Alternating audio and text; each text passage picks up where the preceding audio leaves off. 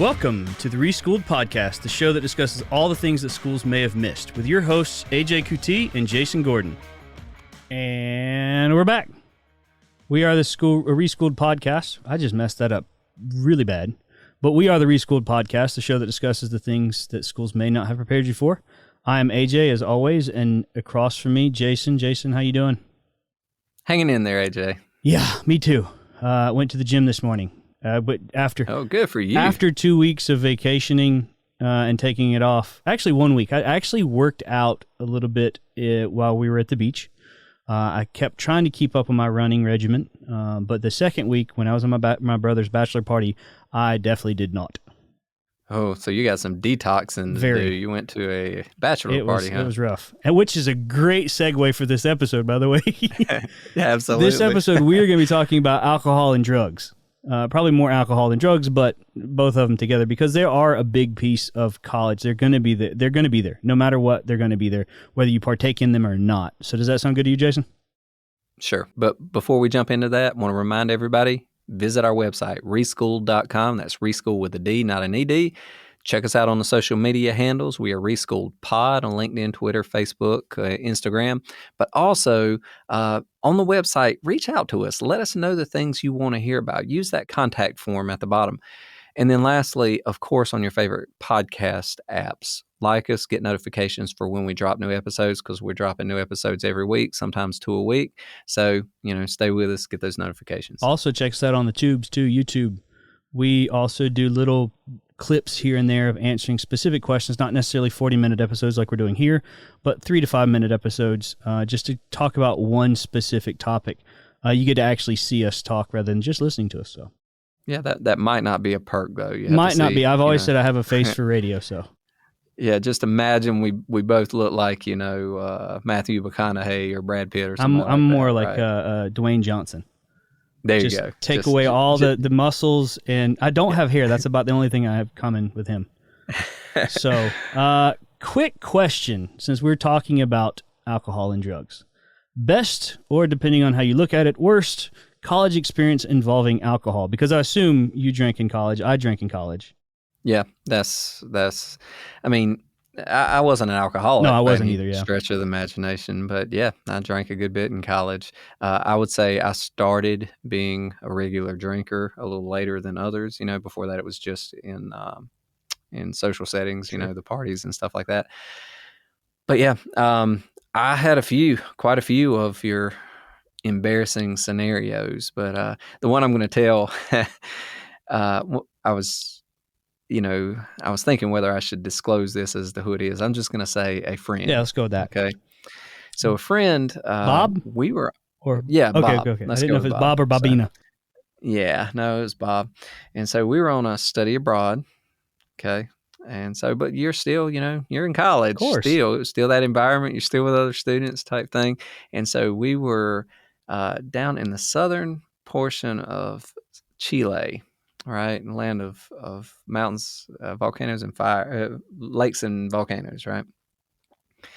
And we went out that night clubbing, and these Hispanic clubs are really something, So I was honestly in the club dancing all night long. So it's a reoccurring thing with you, I've learned. Yeah, it was, right? Big dancer. So I stay out pretty much all night long, and I don't come in till wee hours of the morning. But that's pretty common in Hispanic culture, right? It's not you come in at 12, 1, 2 o'clock. It's 3, 4, 5, 6 in the morning, right? But you get started later. You tend to. Well, my friend had drank too much and come in earlier and decided to take a shower and passed out in the shower. And it was one of those showers that just had a curtain and a stall. And he fell in such a way that it made this perfect water slide of water out of the shower into the floor. And he laid in that shower. Thank God he wasn't in the tub, because he would have drowned. He laid in that shower for hours. Oh, good grief. So about the time I got back early in the morning, the people in the hotel room down below us had reported that there was a cascading waterfall into their room. And so these people come knocking on the door, and I'm, still intoxicated from having just got in from that long night. I'm like, what's going on? And they're like, well, the we've got water damage in here. We need to check, see what's going on in your plumbing, that type of thing. And, about that time, I realized, whoa, wait a second, I just got back, but the shower's on. Go in there. My friend's laying in the shower, passed out, and water. We ruined, Oh, or man. he ruined the whole floor of a hotel. Oh, man. Now, they did not want to let us leave.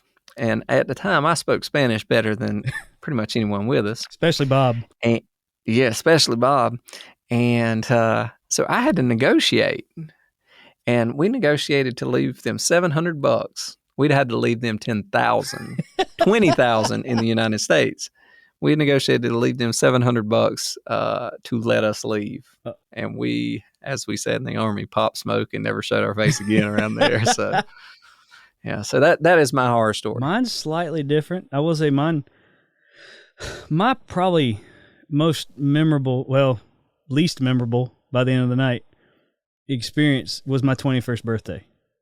Ooh. And again, I have a great relationship with my parents. My parents were the ones that took me out on my 21st birthday. And we're a small town. We're in a small college town where everybody knew everyone. And so when I got there, everybody in the bar knew me, and they quickly found out it's my birthday. So people were buying me shots and stuff. And I have a really good friend who, as a matter of fact, just went on the bachelor party with us with my brothers. And he bought me some drinks, and he bought me 2 drinks that I will never forget for the rest of my life. 2 shots. One's called a backdraft. I don't know if you've heard of that one. If I remember correctly, I could be wrong, but if I remember correctly, it was like Drambuie and Grand Marnier. And they put it in like a Crevassier glass, and they light it on fire. And then you wet the palm of your hand, and you put it over the top of the glass to extinguish the fire. And then it sucks your hand down there because the fire takes out all the oxygen, sucks your hand a little bit. You pop the seal, you drink the glass, you put your hand back over the glass, and then you vent it and you inhale the fumes from the fire. And the drink wasn't bad, but the fumes like to have killed me. I thought, holy crap. And I was stupid, young, and dumb, and I did it twice. But, oh man, that one lit me up. The other one was, same guy, thought it'd be funny to get me a joke shot, which was called a cement mixer. And that is Bailey's Irish Cream and lemon juice. And so you put the Bailey's in your mouth, but you don't drink it. Then you put the lemon juice in your mouth and you swish it around. And that lemon juice makes the Bailey's curdle, and it ends up forming like cottage cheese in your mouth. And it expands. Oh, and I didn't have a clue. And he's sitting there dying laughing, and I'm trying not to bring it back up. It was awful. Yeah, that is disgusting. On all levels. Yeah. That drink is just nasty. And that's a mean trick. It was a very mean trick, and he was, like I said, he was just dying laughing in the corner. But yeah, that was. I have other stories, but that one I will never forget those 2 drinks, because those were the roughest on me, both in a nasty sense and just completely hit me hard. That's hilarious. So now that we've got that out of the way, let's go on to our main topic. Now, before we get into the main topic, I do want to let the listeners know we're not glorifying alcohol or drugs. We're not saying that this is something you should be doing. This is something that you want to do. We're not. What we're really trying to do is to, one, give you the reality of drugs and alcohol in college, because again, they're going to be there. And then things to consider when you decide whether, if you're going to drink in this situation or do drugs in this situation. We don't condone this by any stretch. When it comes to drinking alcohol, make sure you're of age, make sure you don't drink, those kind of things. Drug-wise, if it's not legal, don't do it. Those kind of things, I think that's pretty easy to assume from us up front. But really what we're going to be doing is just kind of telling you stories of what we've seen in college when it comes to drugs and alcohol. Some of them are going to be good because there are fun times that we had with those things. Some of them are going to be bad because there are bad things that happen when you do those. So take that in consideration when you're listening to this podcast. We're not trying to glorify it in any way. Yeah, and I'm going to say I might be the doomsday or gloom's bringer person, whatever, the Reaper on this one, because there are going to be a lot of good times, right? And alcohol sometimes will be mixed in there, lots of times it won't. But I can tell you about a lot of bad stories. A lot of really, really bad things happen because of drugs and alcohol being present. So I'm going to warn you against a little bit of that. And, I was a prosecutor for a while. So that is, the view I had of a lot of these scenarios, right? A lot of it came through police investigation. A lot of it came through me facilitating an administrative investigation because I was a prosecutor in the military. And the scenario in the military, is very similar to that of a college campus, right? These guys and girls live on post. They live on the installation. And so a lot of what you see is very similar. And, immediately I saw the similarities of things that I also saw in college and what happened and things like that. So anyway, that'll be the angle I'm talking about that from. Well, let's go into the reality side of it. And reality is, whether you want to believe it or not, alcohol and drugs are going to be on campus. Always. It doesn't matter what university you go to. It can be the most straight-laced type of scenario. There's not going to be a scenario where you're not going to run into it. Now, the degree to which you run into it may vary with academic institution, right? I dare say you're probably going to run into less of it at Brigham Young University than you are at, Party Hillbilly Tech. Party Central, right? But it will be there. There's no question. It always is. Yeah, and from my experience, obviously the alcohol was more prevalent. Drugs, I didn't see a ton of drugs in college in terms of the types of drugs. Marijuana obviously was the biggest drug on campus for us. And I had a lot of friends who did smoke marijuana. I chose not to. I've never done any of that. I don't have a problem with it. One of my best friends, actually, he is from another country. I've said this before. He's from another country, and in that country, it's acceptable. I'm not going to, judge him based on his culture. So I was completely cool with him doing it around me. I didn't have a problem. And the cool thing about this, and this is where I really gained a lot of respect for him and people like him, and that is they understood it wasn't my thing. And they never pressured me. They respected for my decision, and they would actually stand up for me if somebody was trying to push it on me, and I or they were trying to push it on me from kind of almost behind my back. He would be the one that would stand up and go, "No, he's not going to do it. So just don't even try." And I really respected him for that because he understood my decision. So when it came to drugs, I saw it. I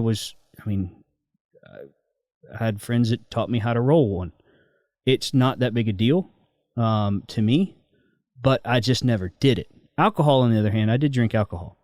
And so you're right. It just depends on what college you're from or you're going to, the demographic of the college, whether, there's going to be a lot of different varieties of drugs. Smaller colleges are probably not going to have that big of a variety of drugs on campus, whereas the bigger ones are probably going to because they're different types of people. Most definitely. And then alcohol-wise, it's just a matter of, what's the preferential choice of alcohol for students.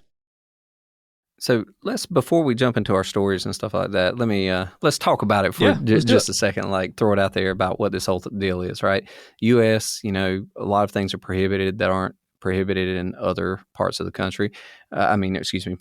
Sometimes parts of the country, but, that aren't prohibited in other countries. And the drinking age in the United States doesn't arrive till you're 21 years old. So lots of times you're a traditional student when you go to college.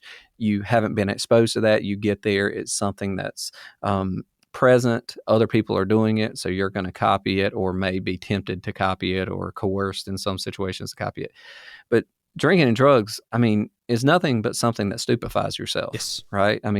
It impairs your decision-making, your judgment. But with that, oftentimes people cut loose and enjoy themselves. So it facilitates the party atmosphere because people's reservations go down. Now, with that comes really bad things sometimes.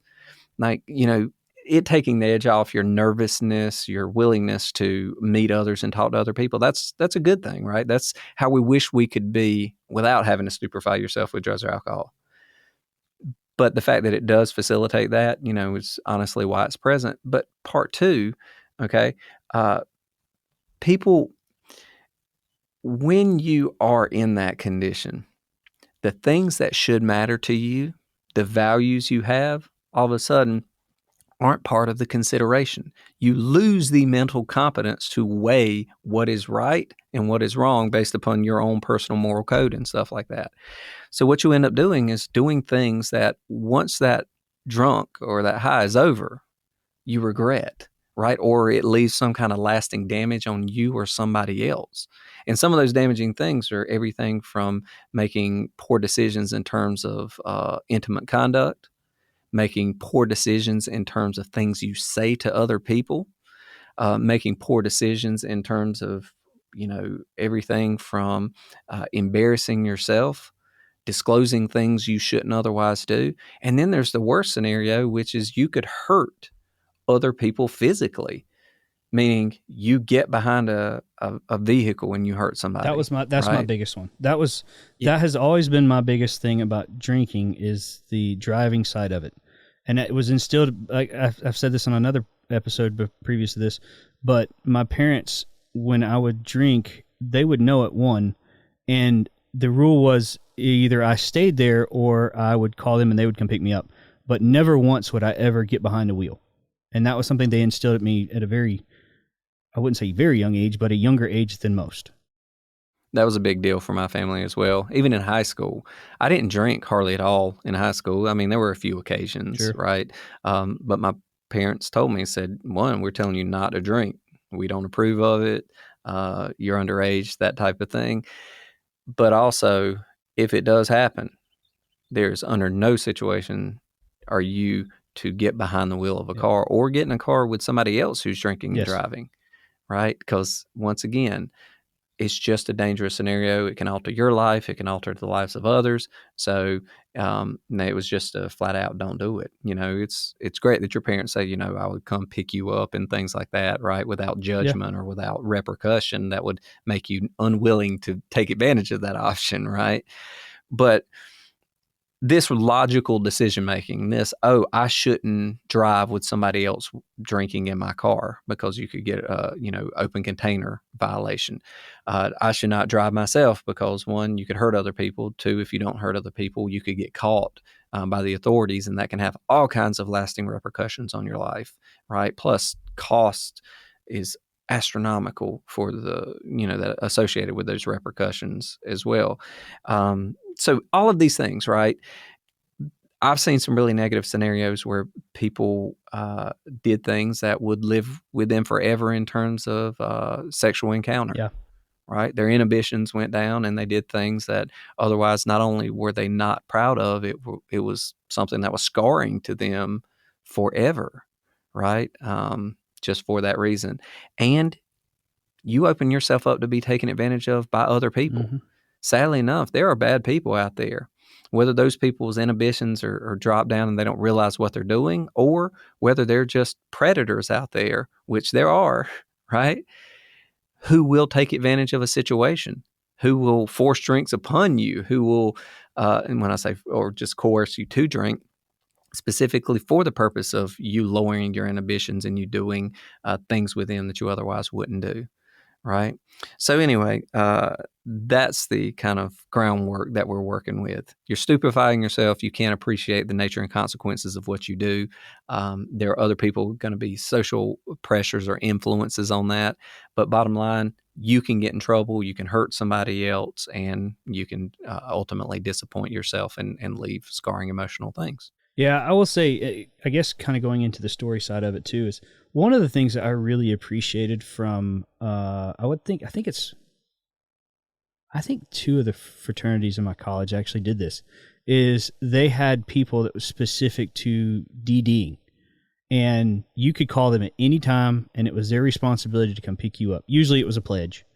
But that was a thing. And so anytime you went to a party, you had that ability to call somebody. You'd never had to drive drunk or inebriated in any way because you had somebody that was responsible, that hadn't been drinking, to come pick you up. And I love that because, again, it took that pressure away of having it, well, I need to get home, but I've been drinking. It took that away, and I love that aspect of the fraternities. And I think sororities did it too, but I wasn't obviously familiar with that. Sure. And so, jumping right back into that, alcohol, drugs, they're going to be around.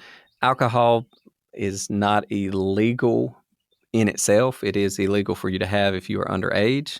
So it is still a huge risk for you. It's going to be at parties. If you know how to take advantage, if you know how to use alcohol or I guess in some cases drugs responsibly, or believe you do, and have other people that are there to support you and things like that, I still don't recommend it. I think it's a bad idea. Too many repercussions, too many negative consequences associated with it. But if you do it, do it in the most respectful and responsible way you can, right? Prepare ahead of time. Have a way home. Do not have your car keys there. Have friends who are looking out for you who will not let you make bad decisions. Be aware ahead of time that there are dudes out there who will take advantage of you, right? And if you keep all those things in mind, can it be a part of your life in college? Yeah, it can be. Yeah, the one that came to mind when you said about there's bad dudes out there. I mean, both of us have two daughters, and all I can think of is, there are bad people out there. And when my girls go to college, if they go to college, hopefully they do for what they want to do, but if they go to college, they're probably going to go on and go out to the bars, and there are bad people. And all I can think of is there's these, I can't remember what college they came from, but I think it was 4 students that created the fingernail polish to see it. Have you heard about this? Where so women can paint their fingernails with this fingernail polish that they created, and they can dip their finger into the drink, and it tests to see if it's been roofied. It changes the fingernail color if it has been roofied. So that way you'll know if somebody's messed with your drink prior to you drinking it. You just dip your finger in there and it'll see.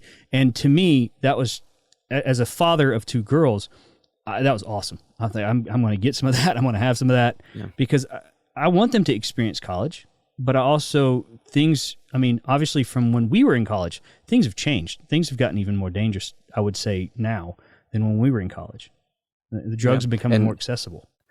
I was involved in an investigation one time, where that honestly happened. I mean, a person, they were at a private house party and they were roofied, as they call it. And if you're not familiar with that term, it's basically somebody putting intoxicating drug into your drink. So it knocks you out. So you're unconscious, and they take advantage of you while you're unconscious or not mentally with it. Generally, it's a drug called GHB, gamma hydroxybutyrate, and it. That's a big word. Yeah, I mean it's technical, but it's a chemical, right? I mean it's a manufactured pharmaceutical type drug that has that effect, but in an overdose fashion, it will kill you. Yeah. So these people that are trying to take advantage of you are not pharmacists. They don't know what they're doing other than they have a nefarious purpose. So anyway, point is, be careful in that scenario. People can try to take advantage of you in so many ways.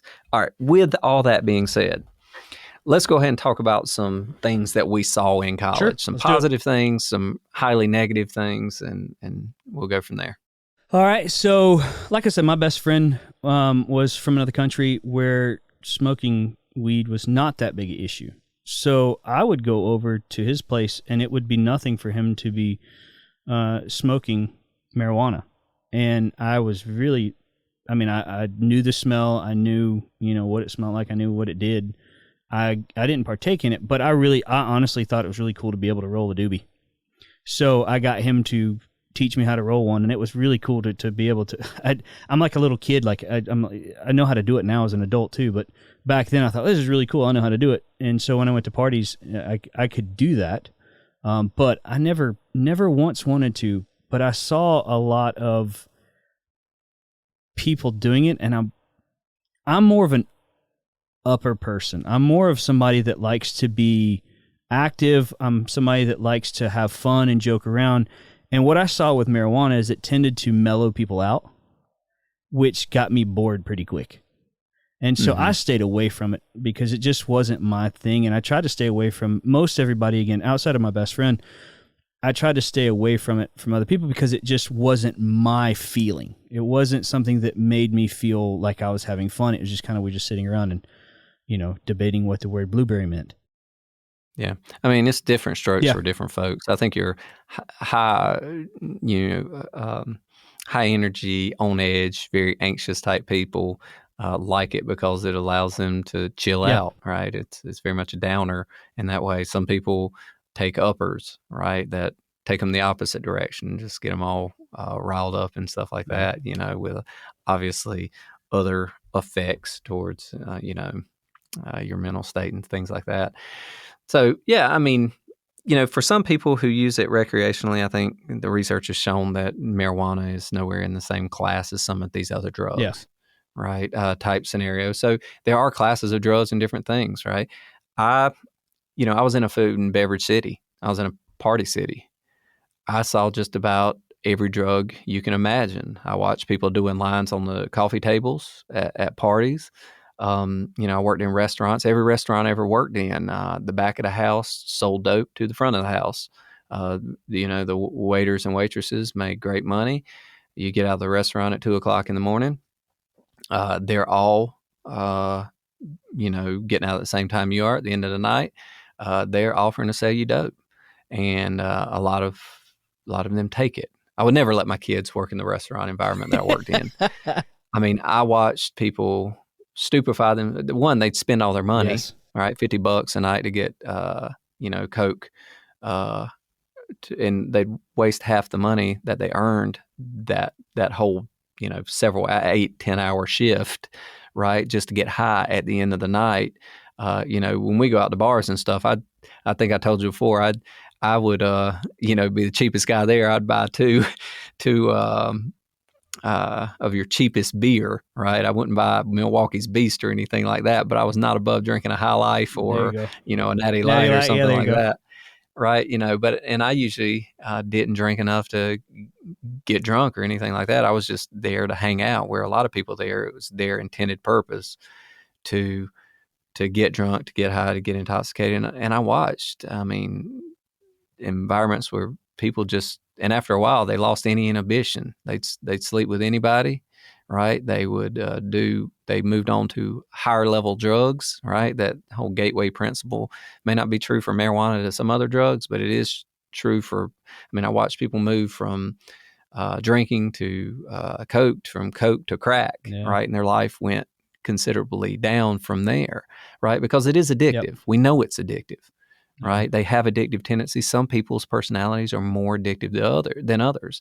I've had people in my family who succumbed to addiction, and it killed them. Yeah. Right? They OD'd.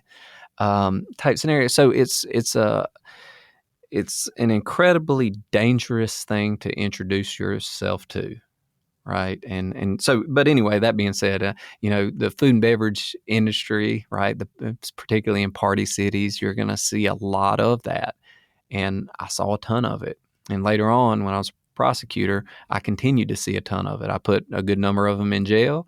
And, I talked to a lot of people who suffered the negative consequences, things that they were going to have to live with for the rest of their life, I will say, too, one of the things that has changed my opinion from when I was going through school to what it is now is I used to do a bunch of stupid stuff. I used to do a bunch of stupid stuff sober. I used to do a bunch of stupid stuff, drinking. That wasn't new for me. I just like to have fun. Obviously we've talked about this before. I just like to have fun, and I like people laughing, so I'll do a bunch of stupid stuff. But we didn't have camera phones back then. Yeah.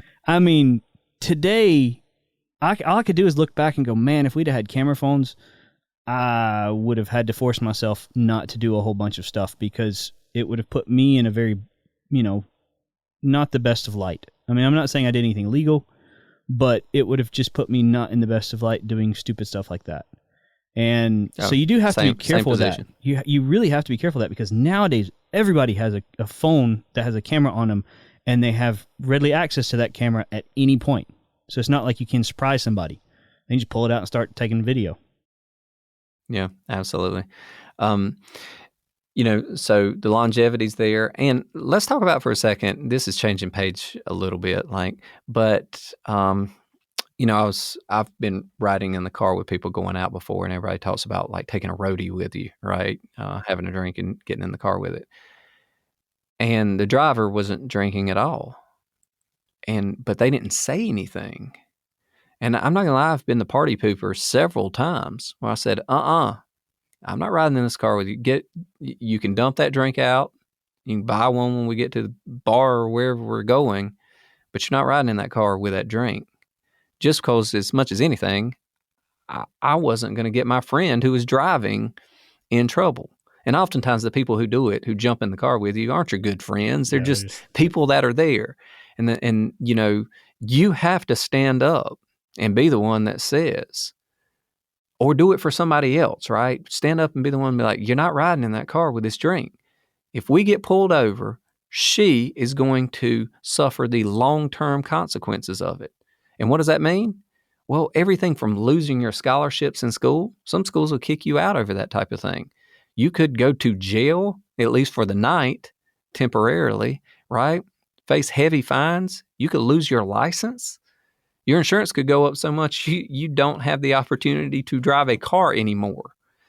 You try to, you get a DUI in particular, that will exclude you from so many jobs. Any job that requires driving will oftentimes ask you whether you've ever been convicted of a driving-related offense and alcohol, right? DWI, DUI. And if you check yes, you're not going to get the job. They can't face that potential liability that would result if they hired you and you did it again, right? So it's not that they don't like you or don't trust you. It's just they can't subject themselves to that type of risk. So it could cut off job opportunities. It could cause you to lose your financial status in school, right? And so that being said, it can close doors for you like nothing else. So there are consequences there, immediate, even if you're not the one doing the drinking, right? And certainly they're there if you are the one doing the drinking. So it's not just the social stuff. It's not just making bad decisions in terms there. It's, what can happen to you in terms of not complying with rules and regulations, the law.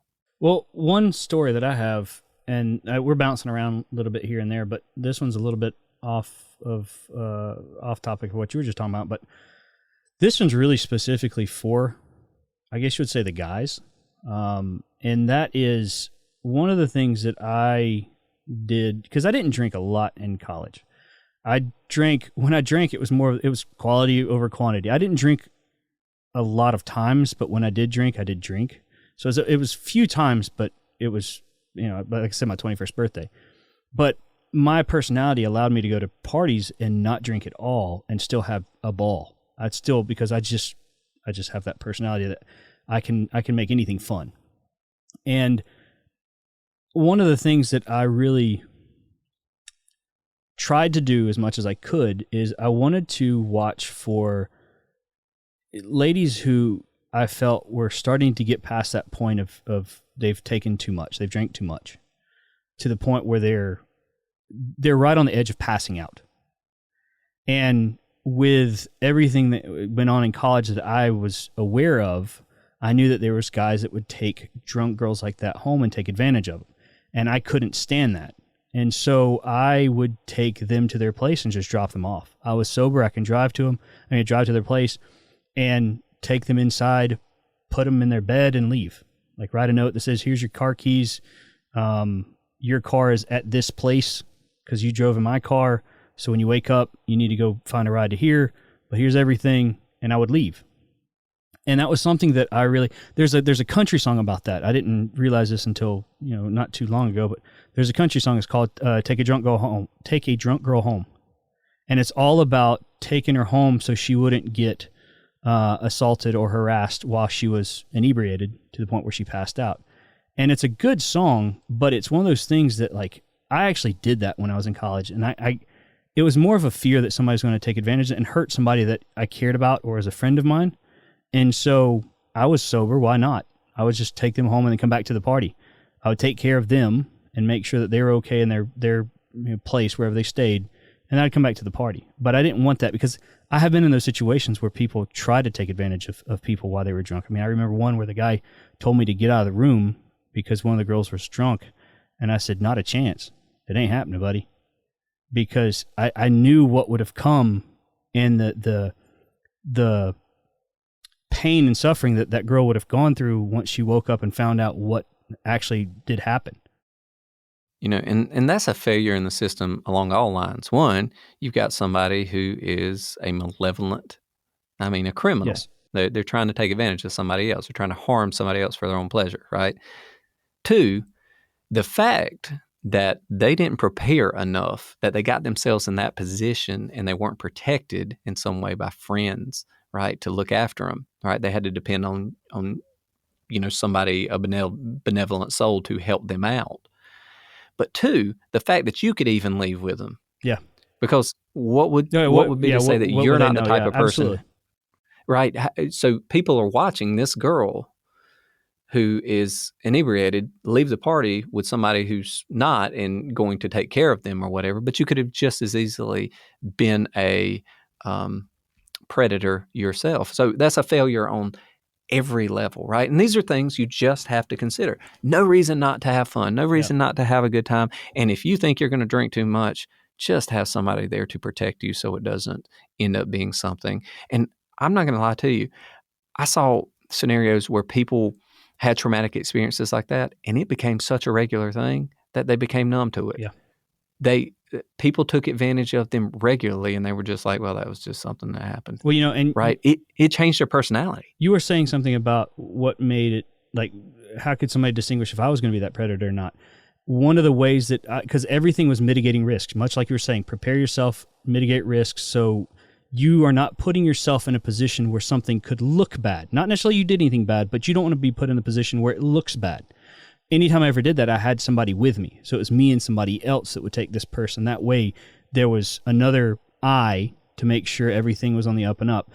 Again, there's no way to know both of us wasn't predators, but it was just a way for me to mitigate my risk if something was said, because I didn't want to be put in that position. I was trying to do the right thing, and this person was drunk. They may not know what's going on. So I wanted to have another witness there.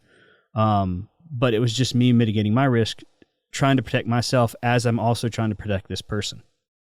Absolutely. And two, here's another thing that this, I'm not painting a picture of how it is for anybody in your personal case, but I did in investigations see this happen, that both people were drunk. And it became a he said, she said type scenario. And nobody could allege that anybody was violent or that anyone ever said no. It was just a scenario of, I wouldn't have done that if I weren't drunk. And the other person's like, I was drunk too, and we both were just there, and that's what happened type scenario. And there was no clear picture of what happened. There was no anything, but you're left with just this state of confusion and embarrassment and shame and everything like that to, all the way to the nefarious case. I prosecuted a case where two guys, for statutory rape, but they got two young girls drunk and took advantage of them. There was several cases where it was, taking some advantage of somebody while they were intoxicated voluntarily.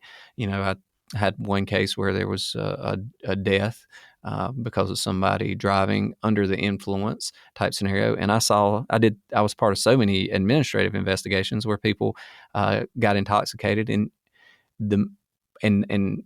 crashed their vehicle, and all of them. I didn't see any deaths in vehicles. I saw people get hurt really badly, but every motorcycle one that I saw, the person died. And I saw at least 5. I saw the repercussions of a family whose daughter was killed from a drunk driver. That she wasn't driving. She was just, she wasn't drunk. She was just driving way home. She wasn't drunk at all. She didn't have any alcohol, but the person in the other car was drunk, came across the lines, hit her and killed her. And that's one of the reasons why I'm so scared about drinking and driving. I don't want to be in that position. I don't want anybody to be in that position. I don't want to put myself in danger or somebody else. Yeah. And, I've had friends before who went out, drank too much, couldn't drive, cranked up their car and slept in the car. Yep. Well, one, they're lucky they didn't get carbon monoxide poisoning, right? And two, if a police officer would have rolled up on there, they would have been charged the same way, right? They wouldn't have known they hadn't driven, right? Type scenario. So there's so many downsides to it. I mean, I think we've covered most of the bases here. Course. You know, we could tell tons of fun party stories where alcohol was involved and nothing bad happened and it was a great time and we used it responsibly or saw other people using it responsibly. I'm not going to go down that line with drugs just by virtue of they're still illegal in this state. They're illegal in most states in the U.S. You know, marijuana is that borderline thing in some states, but just the legal repercussions, my advice is to stay away from it. It's going to be there. Don't judge people, right, for doing things, but protect yourself and to the extent possible, protect them and don't let them hurt you, right? But when it comes to alcohol, again, or drugs, you know, protect yourself, protect other people. Don't get caught, right? If you do get caught, know how it works, you know, type scenario, that what the repercussions are and things like that. And, you know, I'm not going to talk about, you know, how to act for a DUI stop and stuff like that, because that's how you get out of these things, right? That's not. We don't want you in those. Advice we're here to give you, right? We don't want you. We don't want you to find yourself in that position. So anyway, it'll be there. Face it appropriately. It will be a part of your life that, you know, like I say, you can enjoy and avoid the negative consequences of if you do it right. Yep. And, you know, this has been a good episode. It's been a touchy topic for a good episode. But again, like Jason was saying, we're not telling you that you have to do it for a good time. We're not telling you should never do it. We just want to give you the facts so you can make your own decisions. We want you to see the risk-reward side of it and understand that if there's a way possible for you to mitigate risk, then that's something you should do if you're going to decide to go in and drink wherever you're at. Make sure you have a friend. Make sure you have a driver. Make sure you're being safe, and, you know, whatever the case may be, have fun. I mean, hopefully you're not doing it for any other reason, just to have fun. So, but think of those things. I mean, that's what we're trying to do, is we just want to educate you on something that is going to be a part of college. There's no doubt about it. There's nothing you can do to get around it. So, like you said, when it comes to that point, you know, don't judge people, but let them know if this is not you're not into it, perfect, and leave it at that. So I enjoyed this episode. I did see it going a little different ways, and I think I like the way that it went better. Being able to just share stories, I think it's going to be better for the listener. So before we head out, Jason, any parting words? Just remember, the things that we talk about are the things you want to hear, right? And we need to know what you want to hear. So drop us a line, visit the website, Reschool'd, that's Reschool'd with a D, not an ED, and send us a message. If you got any successes you want us to celebrate too, send us that too. But as much as anything, we're trying to spread knowledge that people need to hear. Absolutely. So tell us what you need to hear. Well, until next time, we hope to see you there. Goodbye. Take care. Thanks for listening to the Reschool'd podcast. Be sure to head over to reschool'd.com for news and other information on things we're getting into.